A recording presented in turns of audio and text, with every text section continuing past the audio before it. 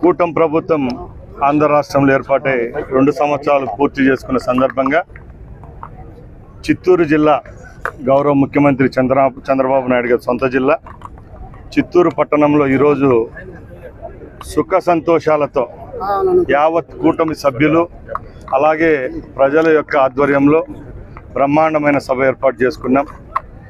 రాష్ట్ర ప్రభుత్వం ద్వారా గౌరవ కలెక్టర్ గారు ఈ కార్యక్రమాన్ని ఏర్పాటు చేశారు.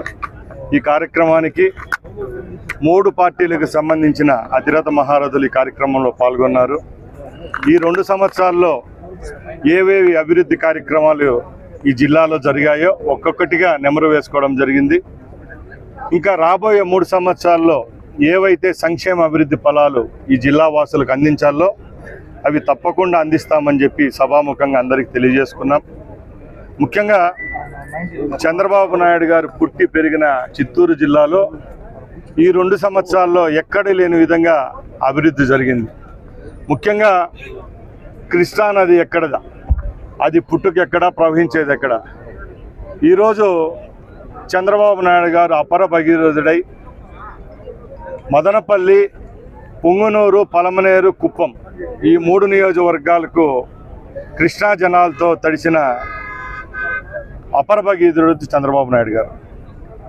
అలాగే సంజీవని కార్యక్రమం రాష్ట్ర వ్యాప్తంగా పేద ప్రజల కోసం తీసుకొని రావాలనే దృఢ నిశ్చయంతో మొట్టమొదటిగా ఈ చిత్తూరు జిల్లాలోనే కుప్పంలో ఒక పైలట్ ప్రాజెక్ట్ చేసి ఈరోజు యావత్ రాష్ట్రానికి అందించడం జరుగుతూ ఉంది. అలాగే సగర్వంగా తెలియజేసుకుంటున్నాం, ఈ 2 ఏళ్ల పరిపాలనలో చిత్తూరు జిల్లాలో సంక్షేమానికి అభివృద్ధికి 4,000 కోట్ల రూపాయలు పేద ప్రజలకు పెట్టుబడిగా పెట్టడం జరిగింది.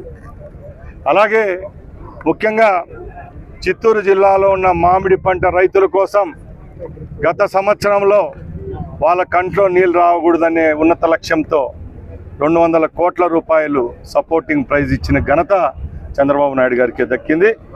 నిన్న కూడా ఈ రాష్ట్రంలో మరొకసారి చిత్తూరు జిల్లాను గుర్తు చేసుకునే విధంగా మరొకసారి 180 కోట్ల రూపాయలు రైతుల కోసం 4 రూపాయల చొప్పున కేజీకి ఇచ్చిన ఘనత కూటమి ప్రభుత్వాన్ని, ముఖ్యమంత్రి చంద్రబాబు నాయుడు గారి దాన్ని తెలియజేసుకుంటున్నా.